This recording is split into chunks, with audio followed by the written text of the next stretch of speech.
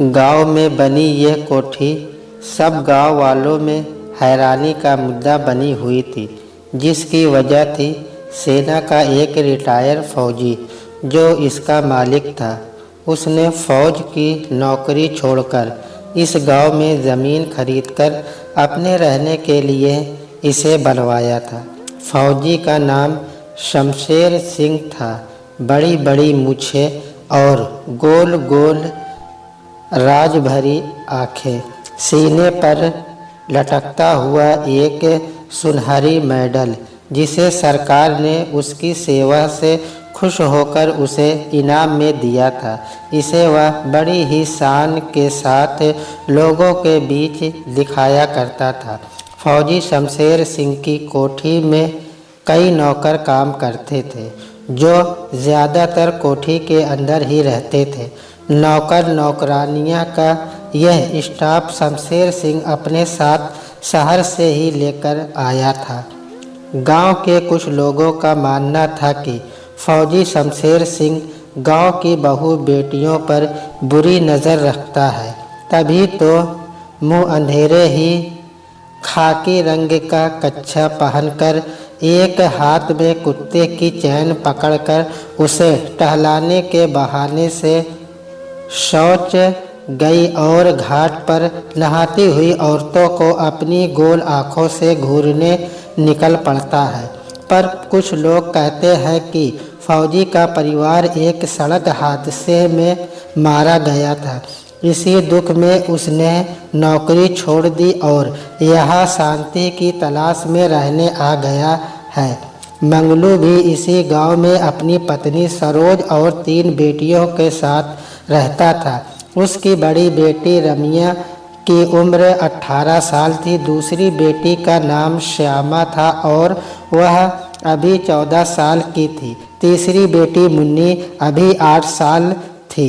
बेचारा मंगलू अपनी इन जवान होती बेटियों को देखता और अपनी किस्मत को दोष देता कि काश उसे एक बेटा हो जाता जो उसका वंश चल जाता। लड़कियां तो अपनी ससुराल में जाते ही पराई हो जाती है, एक लड़का ही तो होता है जो माँ बाप का सहारा होता है और जो चिता को आग लगाए तभी तो बैकुंठ मिल पाता है। मंगलू की इस भावना को बढ़ाने में गांव के कुछ लोगों का बहुत योगदान था, जिसमें सबसे आगे थी मंगलू के एक दोस्त की बीबी रसीली। जैसा रसीली का नाम था वैसा ही रस से भरा हुआ उसका गदराया बड़ी बड़ी आँखें और पतली कमर के नीचे तक लटकते हुए बाल। इस गांव में वह अपने ससुर के साथ रहती थी। उसका ससुर भी दमे का मरीज था और ज़्यादातर खटिया पर ही लेटा रहता था। रसीली का आदमी शहर कमाने गया हुआ था और 2-3 महीने में एक बार ही आ पाता था। इसलिए रसीली किसी मस्त हिरनी की तरह उछलती फिरती थी। गांव के जवान तो जवान, बूढ़े भी फिदा थे रसीली की इस जवानी पर। लेकिन रसीली तो फिदा थी 3 लड़कियों के बाप मंगलू पर। अरे जिस 56 छुरी के पीछे पूरा जमाना पड़ा है वह तो सिर्फ मुझे चाहती है और तू है कि मेरा प्यार ही नहीं समझता है रे। रसीली ने खेत की तरफ जाते हुए मंगलू की गर्दन में अपनी बाहों का घेरा डालते हुए कहा, अरे रसीली ये क्या कर रही हो? कोई देख लेगा तो क्या सोचेगा? मंगलू घबराते हुए बोला, अरे देख लेने दो, मैं तो यही चाहती हूँ कि मेरे और तेरे रिश्ते की बात सब लोगों तक पहुँच जाए। रसीली ने प्यार से मंगलू को निहार कर कहा, अरे नहीं रसीली, ये सब ठीक नहीं, मुझे ये सब करना अच्छा नहीं लगता। मंगलू बोला, मैं जानती हूँ कि जिंदगी के 40वें साल में भी तू किसी गबरू जवान से कम नहीं है और मैं ये भी जानती हूँ कि तेरे अंदर एक बेटे का बाप बनने की बहुत इच्छा है। पर बीज चाहे जितना अच्छा हो, अगर ज़मीन ही बंजर होगी तो उसमें फल कहाँ से आएगा। रसीली कहे जा रही थी, अरे क्या अनाप शनाप बके जा रही हो, तो फिर तू ही बता ना कि तेरी घरवाली एक लड़का पैदा क्यों नहीं कर पाई, क्योंकि उसमें एक बेटे को जनने की ताकत नहीं है। अगर तू लड़के का बाप बनना चाहता है तो मुझे एक मौका दे, फिर देख मैं तुझे कैसे बनाती हूँ एक बेटे का बाप। रसीली ने मंगलू की आंखों में आंखें डालते हुए कहा।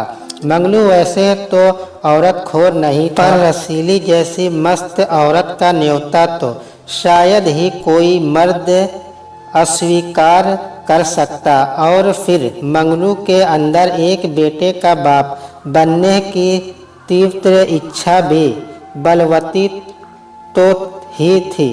तू मेरे बेटे की माँ बनेगी, पर क्यों, तेरा भी मर्द है ना। मंगलू के चेहरे पर कई आशंकाएं एक साथ घूम रही थी। तुम भी बहुत भोले हो मंगलू, मेरा आदमी तो 2-3 महीने में एक बार ही आता है, वह भी 2-4 दिन के लिए। अब इस जवान शरीर को तो रोज ही मर्द का साथ चाहिए ना। रसीली ने थोड़ा शर्माते हुए कहा, मतलब तू चाहती है कि मैं तेरे साथ संबंध बनाऊं और जो बेटा पैदा होगा उसे मैं ले लूं, पर ऐसा हमारे धर्म में नहीं होता। और फिर गांव में पंचायत है, बड़े बूढ़े हैं, वे सब क्या कहेंगे। मंगलू ने सकुचाते हुए कहा हूँ। रसीली ने बदले में सिर्फ सिर हिलाया, पर मेरे और तेरे मिलन से लड़की भी तो पैदा हो सकती है। नहीं, मुझे बेटी नहीं पैदा हो सकती है। शादी से पहले मैंने एक ज्योतिषी को हाथ दिखाया था और बताया था कि मेरी कोख से सिर्फ लड़के ही पैदा होंगे, लड़कियां नहीं। अच्छा, तब तो ठीक बात लगती है। मंगलू सोच में डूब गया था। अरे अब ज़्यादा सोच मत, जो लड़का मुझे पैदा होगा वह तेरा ही तो होगा, पर उसे मैं अपने पास ही रखूंगी। वह तेरी आँखों के सामने ही रहेगा, और फिर तेरे मन में ये भावना भी तो नहीं रहेगी कि तेरे अंदर एक लड़के को जन्मे की ताकत नहीं है। जब भी मैं बुलाऊं तब मेरे बताए टाइम पर मुझसे मिलने आ जाना। रसीली ने शरारती मुस्कान से कहा। मंगलू रसीली जैसी औरत के न्योते पर मन ही मन खुश हो रहा था, और फिर उसके द्वारा पैदा होने वाला एक बेटा उसकी मर्दानगी के अहंकार को पोषित भी कर देगा। ये सब सोचकर वह फूला न समाया था। मंगलू और रसीली अपनी इसी चर्चा में ही मगन थे कि अचानक वहां पर फौजी शमशेर सिंह आ पहुंचा और रसीली के भरे बदन को ताकने लगा। फौजी को देख मंगलू बिना कुछ बोले अपने रास्ते चला गया और रसीली भी तेज कदमों से अपने घर की ओर भाग गई। आज खेत से लौटते समय अंधेरा सा होने लगा था। आकाश में काले बादल भी आ गए थे। अचानक से बारिश होने लगी। पास में ही रसीली का घर था।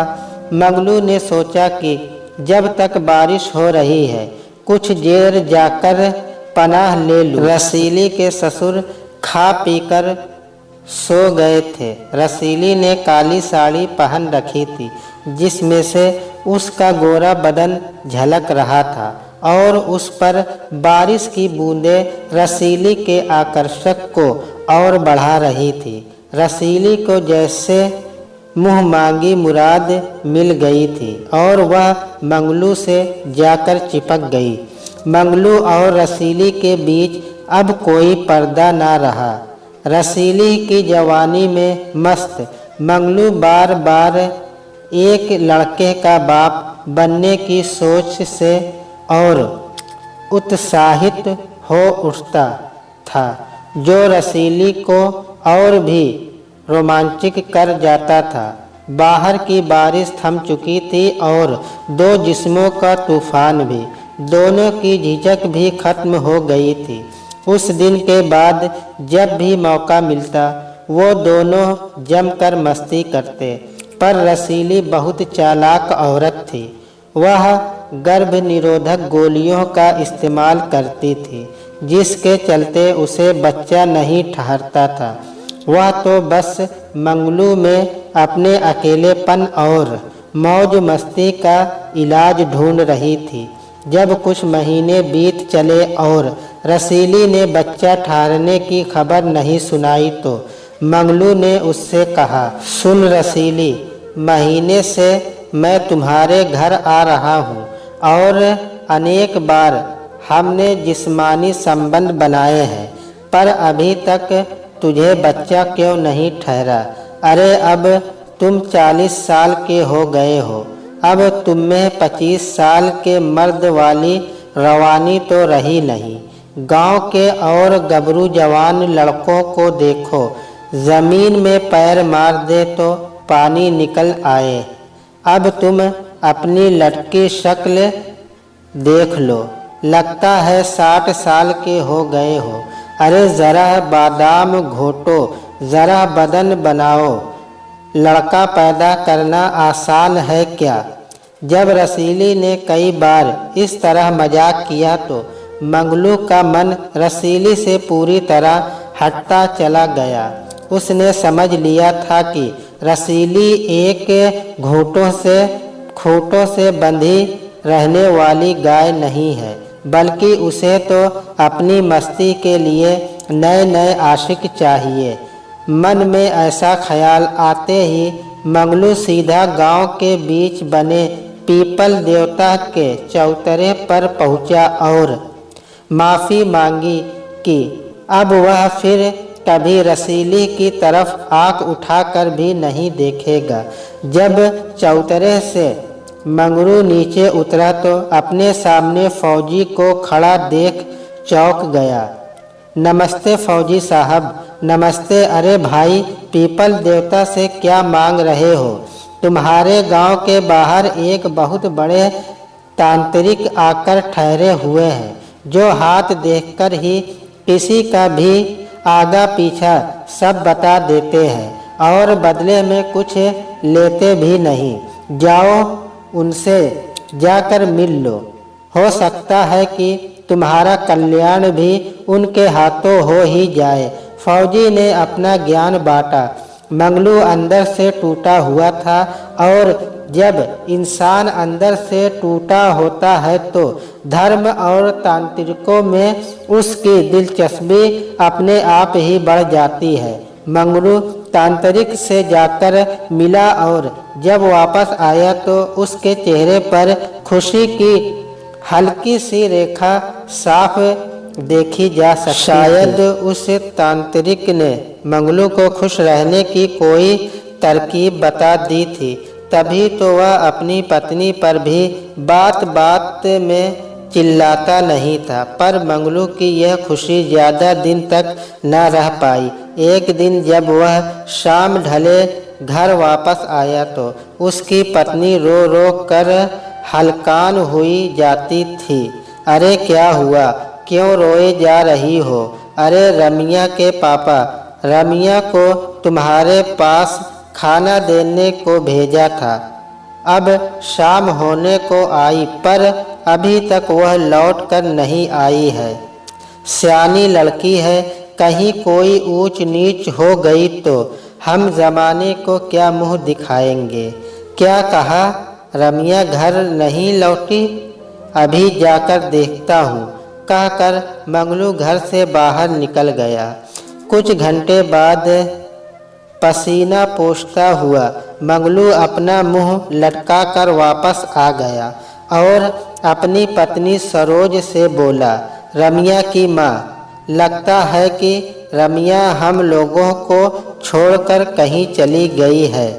मैं सरपंच जी से भी मिला और गांव के बाकी लोगों को भी इकट्ठा किया और हम सब लोगों ने पूरे गांव में रमिया को ढूंढा पर रमिया नहीं मिली।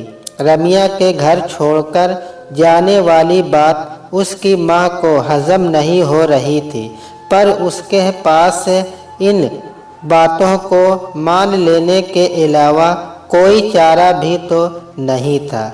जब से फौजी ने गांव में आकर कोठी बनवाई है, तभी से गांव में अजीब हादसे हो रहे हैं। काकी बोल रही थी। हाँ, देखने में भी तो फौजी कितना डरावना लगता है। गांव की दूसरी औरत कह उठी। पर सवाल ये है कि रमिया को आसमान खा गया या जमीन निगल गई। बन्नू भाभी बोली। मंगलू के खेत में जाते समय किनारे पर जो भुतही तलैया पड़ती है ना, उसमें कई कुंवारे भूत रहते हैं। हो न हो उन्हीं कुंवारे भूतों ने रमिया का अपहरण कर लिया है और वे अपनी अधूरी इच्छाओं को पूरा करते होंगे। सिबली की शक भरी आवाज़ आई। अरे मैं तो कहती हूँ कि मंगलू से रमिया का विवाह करते बन नहीं रहा था, और फिर रमिया का चक्कर भी तो सरजू के साथ चल ही रहा था ना। हो न हो वह सरजू के साथ भाग गई है। दया की अम्मा बोल रही थी। रमिया की माँ अपनी बेटी के गांव से गायब हो जाने से अंदर तक टूट भी गई थी और कहीं न कहीं उसे भी भूतवी तलैया के भूतों पर ही एक दिन रमिया की माँ ने अपनी दूसरी बेटी श्यामा की कमर की गर्दन में 2 छोटी घंटियां बांध दी थी, जिसके बजने से झुनझुन की आवाज़ आती थी। कहते हैं कि कमर में लोहा बंधा हो तो भूत पास में नहीं आते, और तुझे भी तो स्कूल आना जाना रहता ही है, इसलिए ये लोहे की घंटियां तेरी हिफाजत के लिए है, और फिर ये मुझे तेरी मौजूदगी का एहसास भी देती रहेगी। बदले में श्यामा सिर्फ मुस्कुरा दी। अभी रमिया को गायब हुए 6 महीने भी न बीते थे कि जब एक दिन श्यामा स्कूल गई तो फिर लौट कर नहीं आई। मंगलू की पत्नी का रो रो कर बुरा हाल था। मंगलू भी एक कोने में मुंह छिपाए बैठा था। गांव के लोग आ जा रहे थे और बातें बना रहे थे, हमदर्दी दिखा रहे थे। श्यामा के इस तरह गायब होने की बात फौजी शमशेर सिंह के कानों तक पहुंची। वह सीधा मंगलू के घर जा पहुंचा। फौजी शमशेर सिंह ने उससे कुछ बातें पूछी, जिनका जवाब मंगलू बड़े ही अनमने ढंग से दे रहा था। फौजी हर तरह की मदद का भरोसा देकर वहां से चला गया। समय बीत रहा था। एक दिन जब रमिया की माँ घर की साफ सफाई कर रही थी तो उसे एक बिस्तर के नीचे वही घंटियां मिली जो उसने अपनी बेटी श्यामा की कमर में बांधी थी। वह परेशान हो उठी, पर उसने यह बात किसी को नहीं बताई, मंगलू को भी नहीं। 2 बेटियां गायब हो चुकी थी, पर ऐसा लगता कि उनके गायब होने का दुख मंगलू को नहीं था। खाना खाता और खर्राटा मार कर सोता। मंगलू की पत्नी को ये बात खटकती थी कि ऐसा भी क्या हो गया कि ये आदमी 2 जवान बेटियों के गायब हो जाने पर भी पुलिस में रिपोर्ट न करे और न ही उन्हें ढूंढने की कोई कोशिश करे। एक दिन की बात है, मंगलू ने अपनी पत्नी से कहा, आज मेरा खाना मुन्नी से खेत पर ही भिजवा देना, काम बहुत है, मैं सीधा शाम को ही घर आ पाऊंगा। दोपहर हुई तो मंगलू की पत्नी ने खाना बांधकर मुन्नी को खेत की तरफ भेज दिया, पर आज माँ ने मुन्नी को अपनी आँखों से ओझल नहीं होने दिया और हाथ में एक हंसिया लेकर वह मुन्नी का पीछा करने लगी। मुन्नी सीधा खेत जा पहुंची। मंगलू ने उससे खाना लेकर खाया और पानी पिया। उसके बाद मुन्नी की पीठ पर हाथ फेरते हुए उसे अपने साथ लेकर चल दिया। ये मुन्नी को कहाँ लेकर जा रहा है? यह तो हमारे घर का रास्ता नहीं है, बल्कि यह तो गांव के बाहर जाने का रास्ता है। सोचते हुए रमिया की माँ भी दबे पैर मंगलू के पीछे पीछे चलने लगी। मंगलू चलते हुए अचानक रुक गया और एक छोटी सी झोपड़ी में मुन्नी को लेकर घुस गया। रमिया की माँ भागकर उस झोपड़ी के पास पहुंची और दरवाजे की झिर्री में अपनी आंख गड़ा दी। अंदर का नज़ारा देखकर उसका कलेजा मुंह को आ गया। झोपड़ी के अंदर एक दाढ़ी वाला बाबा बैठा हुआ था, जो शायद तांत्रिक था। उसके एक तरफ किसी देवी की मूर्ति बनी हुई थी, जिसके आसपास खून बिखरा हुआ था। ऐसा लग रहा था कि किसी जानवर की बलि दी गई है। इतने में उस तांत्रिक की आवाज़ गूंजी, हाँ तो मंगलू, ये तुम्हारी बेटी है। हाँ महाराज, घबराओ नहीं, अब वह दिन दूर नहीं जब तुम्हारी सारी मनोकामनाएं पूरी हो जाएगी। तांत्रिक ने यह कहकर मुन्नी के माथे पर एक तिलक लगा दिया। रमिया की माँ अनपढ़ जरूर थी, पर अंदर का सीन देखकर वह इतना ज़रूर समझ गई थी कि दाल में ज़रूर कुछ काला है और जल्दी ही कुछ न कुछ किया तो कुछ गलत भी हो सकता है।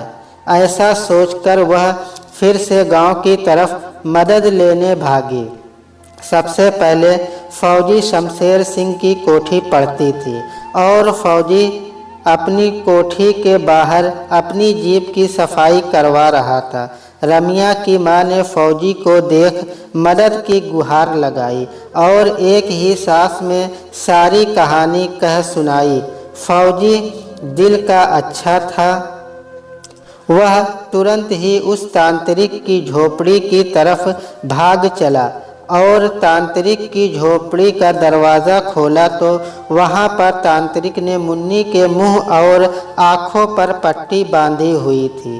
मंगलू भी वहाँ मौजूद था। फौजी और अपनी पत्नी को देख मंगलू भी चौंक पड़ा। क्या हो रहा है यहाँ पर और इस मुन्नी के मुंह और आँखों पर पट्टी क्यों बांध रखी है? फौजी ने कड़क आवाज़ में पूछा। तांत्रिक घबरा गया था और मंगलू भी। फौजी ने जब उन्हें घबराया देखा तो उसे समझते देर न लगी कि हो न हो यह तांत्रिक सही आदमी नहीं है। इसलिए फौजी ने तांत्रिक को पुलिस के हवाले करने की बात कही तो तांत्रिक मौका देखकर भाग निकला, जिसे फौजी ने दौड़कर पकड़ लिया। सख्ती से पूछताछ करने पर तांत्रिक ने बताया कि मंगलू ही उसके पास आया था और उसे तंत्र मंत्र से एक लड़के का बाप बना देने की बात कही थी, जिस पर तांत्रिक ने मंगलू को बताया कि उस पर देवी का कोप चल रहा है, इसलिए अगर वह अपनी लड़कियों की बलि देवी को चढ़ा दे तो देवी खुश होकर उसे एक लड़के की प्राप्ति का आशीर्वाद देगी। और इसलिए मंगलू बारी बारी से अपनी दोनों लड़कियों को मेरे पास लाया था। तुरंत फौजी का एक जोरदार तमाचा तांत्रिक के चेहरे पर पड़ा। वह धूल चाटने लगा और फौजी को गुस्से में देख घबरा उठा था। क्या तुमने दोनों लड़कियों को मार दिया? फौजी गुर्राया। नहीं नहीं, मैंने उन्हें मारा नहीं, क्योंकि बलि देने के हिसाब से वे लड़कियां बड़ी थी, इसलिए मैंने उन्हें शहर में बेच दिया। क्या तुमने मुझे भी धोखा दिया? मुझसे कहते रहे कि मेरे बलि देने से देवी खुश हो रही है और अब तुमको लड़का होगा और तुमने मेरी लड़कियों का सौदा किया। इतना कहकर मंगलू तांत्रिक को मारने उठा और तांत्रिक की दाढ़ी पकड़ ली।